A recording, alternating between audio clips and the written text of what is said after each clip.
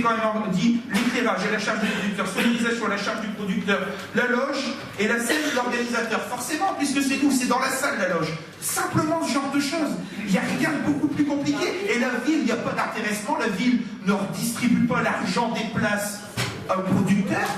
Et ce que vous voulez dire, c'est que puisque la ville, entre guillemets, s'arrange un petit peu, puisque ce producteur-là est gentil, etc., qui fait encaisser de l'argent par la ville, exemple c'est Jérôme, on a encaissé 2880 €, vous voulez dire qu'on remercie très bien cette entreprise, puisqu'elle fait 2-3 autres manifestations dans l'année à ce sujet. Pour revenir sur le code des marchés publics, je vous dirais simplement une chose, que sur les prestations de spectacle, et M. Colébaki, vous devez bien le savoir, vous qui avez fait venir Naturally Seven il y a quelques années à ce sujet, sur les questions de réalisation de spectacle, le code de marché public, lorsqu'il y a une vente de spectacle avec technique, il y a effectivement une mise en concurrence qui peut être prise, et sur le fait qu'un artiste ou une production ne peut pas être vendue par plusieurs sociétés de production, et que des fois il y a des situations entre guillemets d'exclusivité. Exemple sur le CGROM, il n'y a que Esoprod qui a vendu là la ville de Valenciennes, au Palais des Congrès de telle ville, à plusieurs autres communes, et Copon par exemple, et il n'y a que Eso qui le fait, et que forcément si la ville des Copons à un moment décide, la commission des fêtes, de faire un spectacle CGROM, elle n'en trouvera pas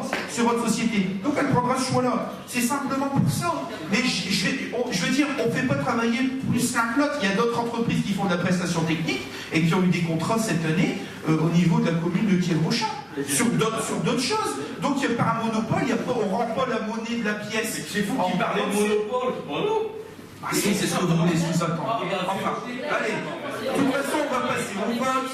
On va passer au vote. On l'avait entendu avec ces Jérôme. On l'entend encore aujourd'hui. De toute façon, c'est votre cheval de bataille, les festivités. Alors, je ne sais pas pourquoi, peut-être parce que ça fonctionne, mais c'est votre cheval de bataille. Enfin, voilà, je trouve ça vraiment, vraiment triste, hein, vraiment triste à ce sujet. On voit que vous n'êtes pas animé pour apporter des animations dans l'intérêt des habitants, et que vous êtes animé par vos cœurs. C'est ça, attendez. Mais on s'en souviendra. Allez, allons-y. Parce qu'il y a une activité professionnelle à un moment dans ce sujet-là, je pense qu'il n'y a pas à étaler sa vie. Comme vous avez une activité professionnelle dans le cadre de la mission locale, et on s'est déjà étalé ici, et je pense qu'on a plus besoin de s'en étaler, et que les habitants ont déjà su assez pour nous respecter ou quoi que ce soit. Vous répondez pas quand même à ma question. Mais il n'y a pas de question. Concernant, donc, en cas de recette inférieure au montant des coûts de production, vous pouvez pas supporter des déficits, ça veut dire quoi? Ça veut dire, Madame Discord, que j'ouvre le vote et qu'il n'y a rien à cacher, il n'y a pas de vous. Vous cherchez vraiment des choses où il n'y a rien. Non, vous l'expliquez. Je pense que tout est clair. Mais bon, je sais pas, j'ai l'impression que c'est... Je suis vraiment désemparé, franchement désemparé. Et encore heureux que c'est filmé, que les gens peuvent voir un peu. Justement, vous êtes désemparé. Mais allez, on passe au vote. Y a-t-il des avis contraires, des abstentions sur le sujet? Avis contraires, abstention? Sur le contrat, pas sur le spectacle. 4 abstentions, oui, sur le mode, la façon avec laquelle on réalise. C'est ça, oui, voilà. D'accord. Donc vous vous abstenez sur le contrat de co-réalisation. Sur sa rédaction. Voilà, sur l'approbation du contrat, la conclusion du contrat de co-réalisation. 4 abstentions. Qui vote contre? Qui vote pour? Votez la majorité des personnes présentes et représentées. Le point suivant, encore Mademoiselle Coquelet.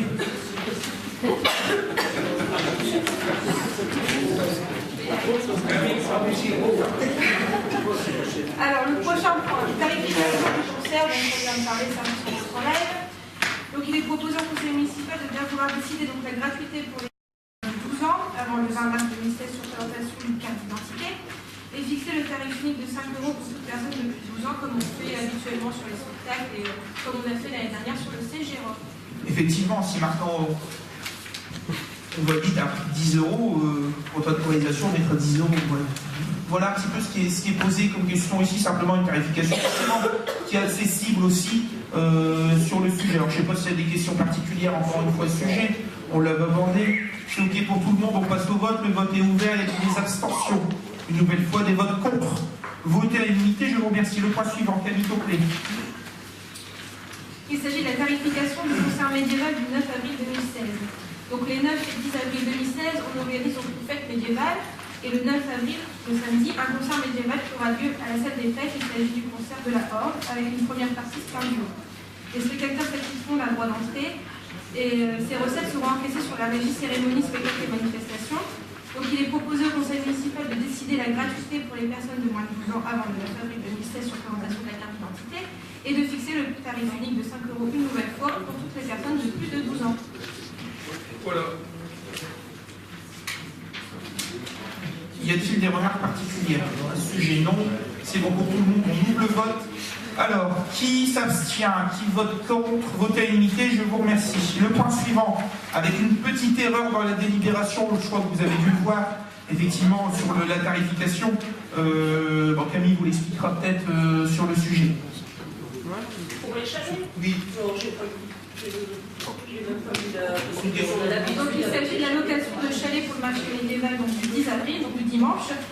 Donc nous avons contacté plusieurs commerçants artisans du milieu médiéval. En général, ils ont leur stand, ils ont leur tente ou ce qu'ils peuvent apporter, mais certains n'ont pas de stand, donc on propose des chalets de Noël, bien sûr qu'on mettra à la mode médiévale, à ces commerçants. Donc il est indiqué donc 15 € de frais de location d'un chalet et 100 € de caution restituée à la fin de la location en absence de dégâts pour une association, une société ou un commerçant donc non domicilié sur le territoire communal, parce que c'est marqué domicilié sur le territoire communal. Donc bien sûr, c'est les 15 € pour les extérieurs.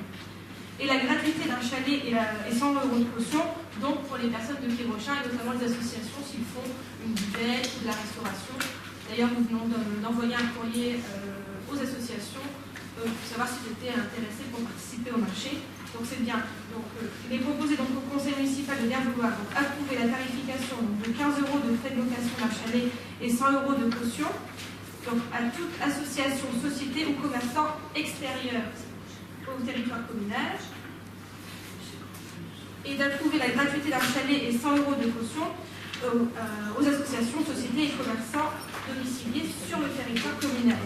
Et de demander donc que les encaissements soient réalisés sur la régie location des salles communales, de vaisselle et des biens meubles, après instruction des demandes de réservation par le service culturel.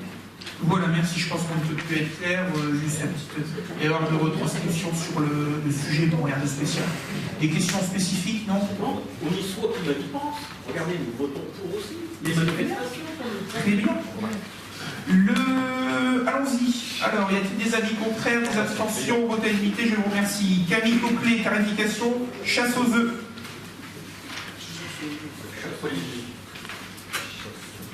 Donc, à l'occasion de la fête de Pâques, en date du lundi 28 mars 2016, la commune organise à 10 h précises une chasse aux œufs au parc de l'Honneur. Donc, comme l'année dernière, petit changement, il y aura deux sections pour les enfants. Tout enfant de 3 à 5 ans et de 6 à 9 ans, accompagné d'un représentant légal, pourra participer à cette chasse aux œufs sous réserve d'une inscription obligatoire en mairie du 1er mars au 23 mars auprès de l'agent d'accueil en mairie et d'une participation unitaire de 1 €, 1 € symbolique.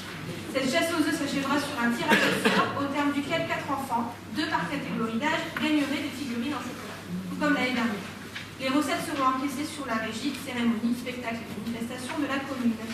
Par conséquent, il est demandé au conseil municipal de bien vouloir approuver l'organisation de cette chasse aux œufs le lundi 28 mars dans les conditions précitées et décider la tarification unique de 1 € pour tout enfant de 3 à 5 ans et de 6 à 9 ans avec l'inscription en mairie du 1er mars au 23 mars.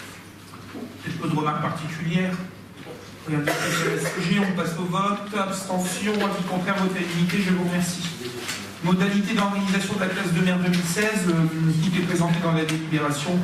Donc 54 élèves seront accueillis au centre d'hébergement d'Agon-Moutainville. C'est la 3e année où il y a une activité de qualité à ce sujet.